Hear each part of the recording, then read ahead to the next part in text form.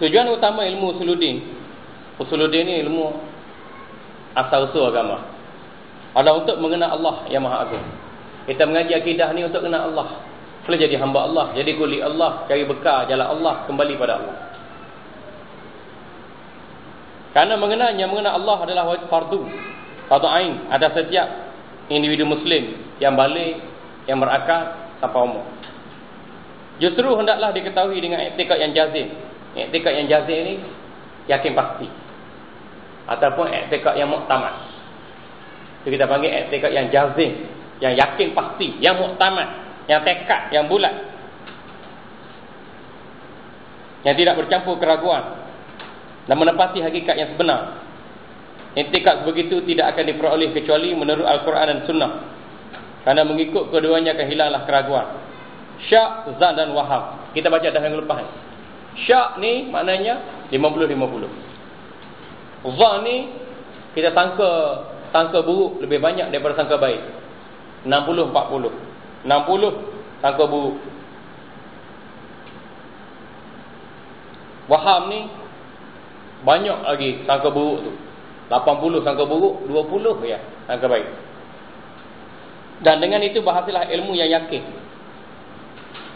Bila kita belajar mengenal Allah, tentang zat Allah, sifat Allah, perbuatan Allah, kita yakin pasti tentang ketuhanan Allah. Buanglah keraguan. Syak ke, zan ke, waham tak ada. Kerana yakin pasti. Dan itulah dapat ilmu yang yakin. Dengan itu diketahui bahawa seluruh alam ini adalah tanda yang menunjukkan kepada Tuhan yang mencipta. Adanya alam ini bukti kewujudan pencipta yang sebenar, iaitu Allah yang Maha berkuasa lagi Maha mengetahui. Dialah yang mendirikan 7 lapis langit dan bumi. Dialah Allah yang wajibul wujud, wajib ada.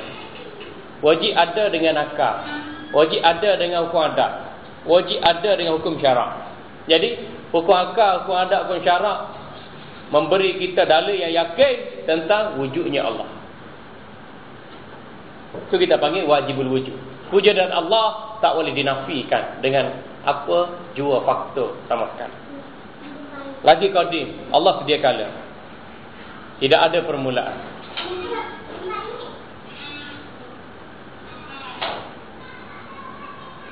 Qadim, sedia kala Allah tidak ada permulaan. Kana Allah wa lam yakun syai'un ghairuhu. Allah wujud dan tidak ada sesuatu yang wujud sebelum wujudnya Allah. Dan kekal selama-lamanya. Qadim Allah tidak ada permulaan. Ma la bidayatalah. Tidak ada permulaan bagi Allah. Lain daripada Allah, makhluk ada permulaan.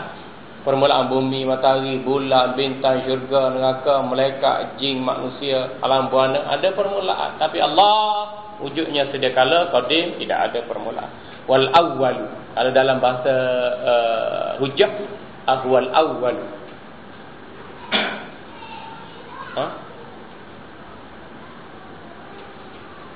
Dan kekal selama-lamanya. Wa yabqa wajhu rabbika dzul jalali wal ikram. Kekal zat Allah, tidak ada pengakhiran, tidak ada kemusnahan. Yang mentadbir segala yang wujud ini, segala alam buana. Baca Allah sebut alhamdulillahi rabbil alamin. Segala puji bagi aku Allah. Aku Allah adalah Tuhan pencipta dan Tuhan punya, Tuhan pentadbir sekalian alam. Alam manusia, alam jin, alam tumbuhan, alam bintang, alam gaib, alam nyata. Alimul ghaibi wa syahadah. Dialah Tuhan punya yang mencipta, mengurus tadbir dan menentu segala-galanya. Okey. Wujudannya, wujudan Allah lebih nyata dan lebih jelas daripada sesuatu yang lain. Wujudnya Allah lebih nyata, lebih jelas. Walaupun tak dapat ditengok dengan mata, dikesan dengan panca indera, dibuktikan dengan kajian makmah, wujud Allah lebih jelas. Tengok bumi nampak Allah, tengok matahari nampak Allah, tengok langit nampak Allah, tengok manusia nampak Allah, tengok jin nampak Allah, tengok malaikat nampak Allah, tengok syurga, tengok neraka sekalipun nampak Allah. Wujud Allah lebih jelas dari segala-galanya. Kerana dialah Allah yang menyatakan dan mengadakan segala makhluk. Wa huwa khaliqu kulli syai'. Dialah Allah pencipta segala para makhluk. Dialah Allah yang menerangkan 7 lapis langit dan bumi. Allah nurus samawati wal ardh. Yang mencahayakan langit dan bumi. Silih ganti malam dan siang. Tanpa cahayanya, cahaya Allah yang menerangi, tidak mungkin satu itu akan nyata. Kalau Allah tidak menerangi langit dan bumi, tak nampak langit bumi pada pandangan mata manusia. Okey. Maka jangan disangka bahawa Allah terlindung oleh alam ini.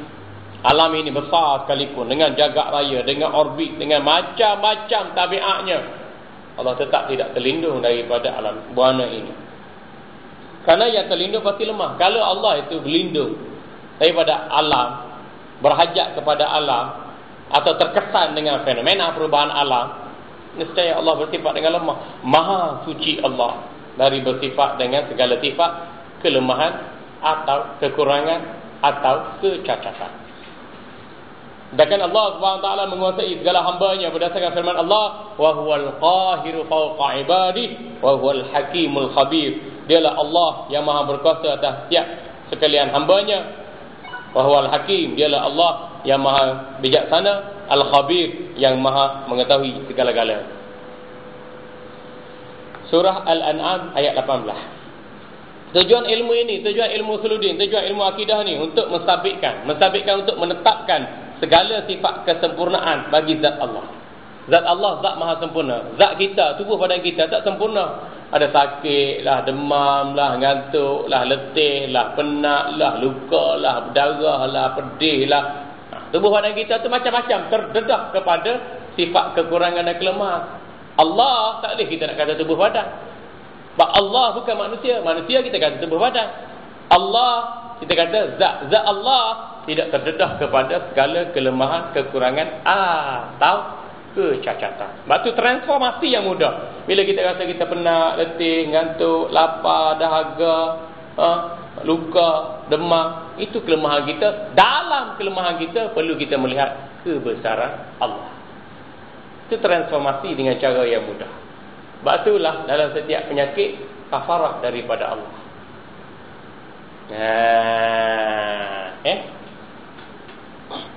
Di samping itu, ilmu ini juga menafikan Allah SWT dengan segala kekurangan dan bersamaan dengan yang baru. Yang baru ni makhluk. Kita kata baru ni bukan baru dibuat, baru dicipta, baru dikeluarkan produk dan perkhidmatan. Tak. Baru yang diistilahkan ialah selain daripada Allah dikira makhluk. Dan makhluk tu dicipta. Dicipta sifatnya baru. Jadi setiap yang baru itu adalah makhluk. Setiap makhluk itu adalah yang dicipta. Dan dicipta itu adanya pencipta.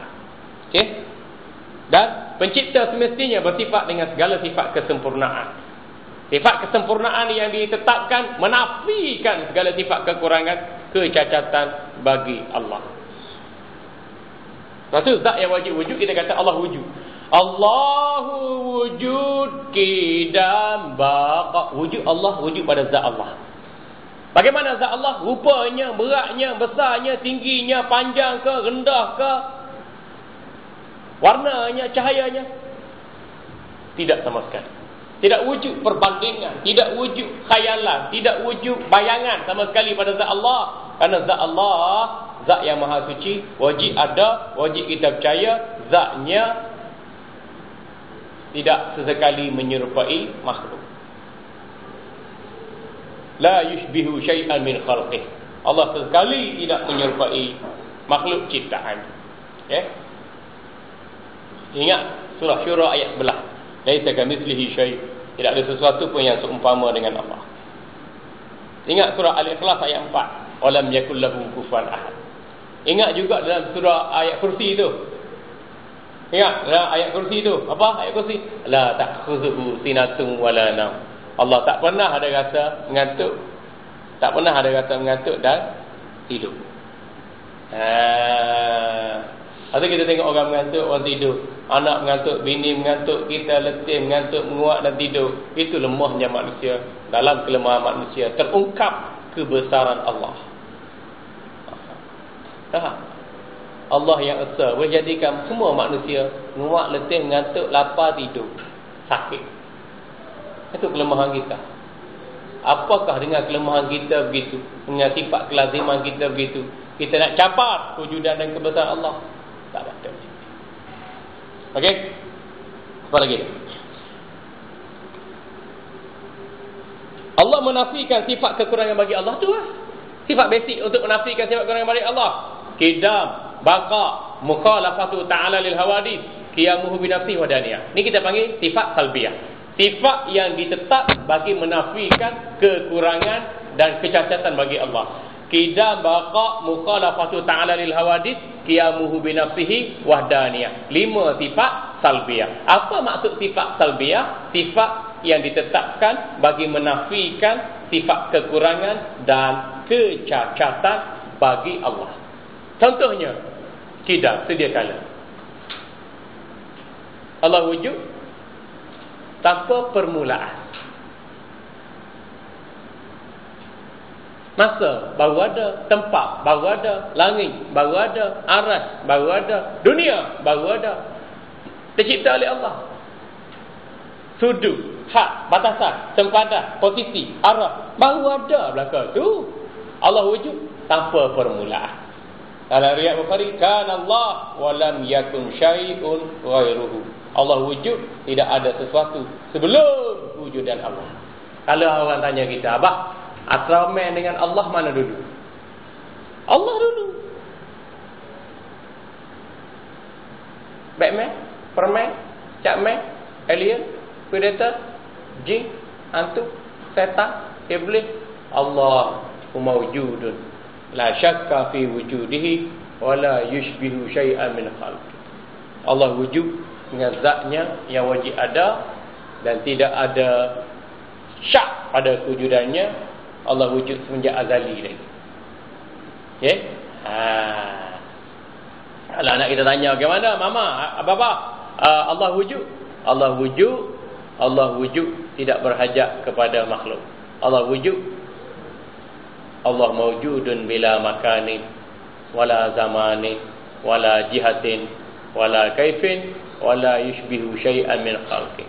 Allah wujud tidak berhajat pada masa, tidak berhajat pada tempat, tidak berhajat pada keadaan, tidak berhajat pada tata cara, tidak berhajat pada arah, dan wujudan Allah tidak menyerupai segala makhluk. Selesai masalah. Okey. Itu contoh daripada qidam. Itu juga baqa. Itu juga mukhalafatu ta'ala lil hawadith. Walam yalid, alam yulad, alam yakul lahu kufuwan ahad. Allah tidak beranak, tidak diperanakkan, dan tidak ada sesuatu pun yang setara, serupa, sebandingan dengan Allah. Mudah. Macam juga lafaz Subhana rabbika rabbil izzati amma yasifun. Begitu juga lafaz subhanallazi asra, maha suci Allah. Itu maksudnya Allah nafi sesuatu yang tak layak dengan zatnya, sifatnya, perbuatannya. Itu juga yusabbihu lillahi ma fis sama atau sabbaha lillahi ma fis sama. Lafaz sabbaha, yusabbihu, tasbihan, subhana, maksudnya lafaz menetapkan sifat yang sempurna bagi Allah, dalam masa yang sama menafikan sifat yang tak layak dengan kebesaran Allah, iaitu sifat cacat, celah, lemah, kurang. Yalah? Basic ya.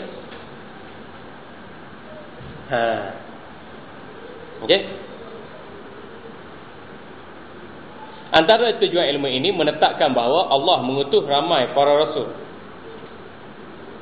Yang itu kita belajar rasul-rasul ni ada 313 orang. Nabi-nabi ada 124,000 orang.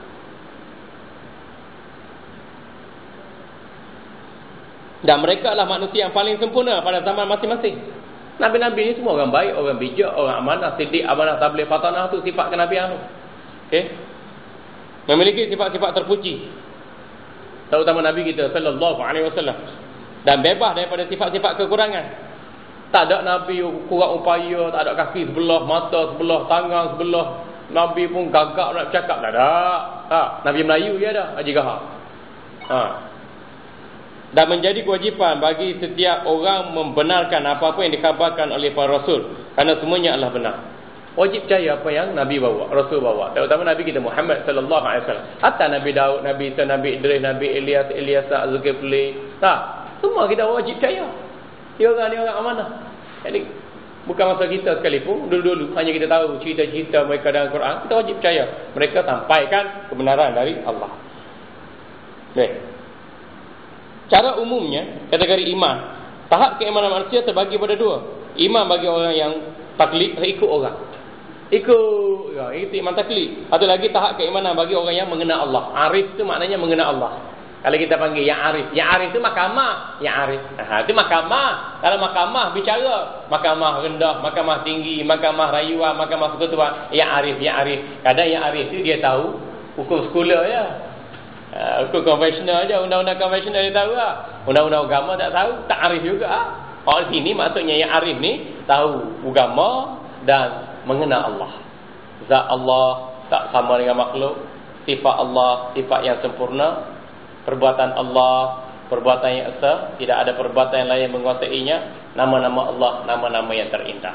Ini dikatakan awwaluddin ma'rifatullah. Awal urus niaga agama adalah mengenal Allah. Baik.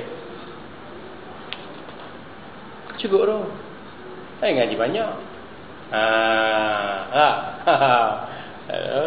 Itu pun pukul 12. Kejap pukul 10, pukul 12, 2 jam lagi.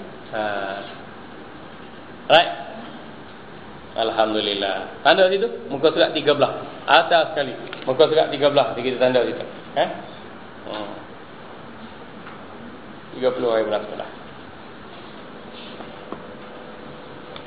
Okay, ada nak tanya? Apa pendapat Ustaz tentang pernyataannya? Jaga Allah, Allah akan menjaga. Okey, betul. Itu hadis Nabi sallallahu alaihi wasallam. Ihfazillah yahfazuka tajid tijah. Jagalah Allah, Allah akan jaga kamu. Maksudnya bila kita jaga agama Allah, jaga akidah, jaga hukum hakam, jaga perintah, jaga larangan, jaga ketaatan, jaga penerakaan kita pada Allah, Allah akan jaga kita. Jaga apa? Jaga jodoh kita, maut kita, rezeki kita, pertemuan kita, kebaikan kita, kejahatan kita. Maknanya daripada kejahatan orang, Allah akan jaga.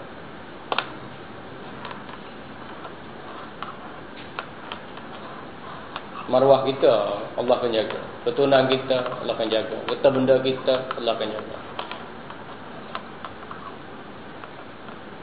Jaga macam mana? Allah berikan kebaikan bagi kita dan hindarkan kita daripada kejahatan dunia akhirat.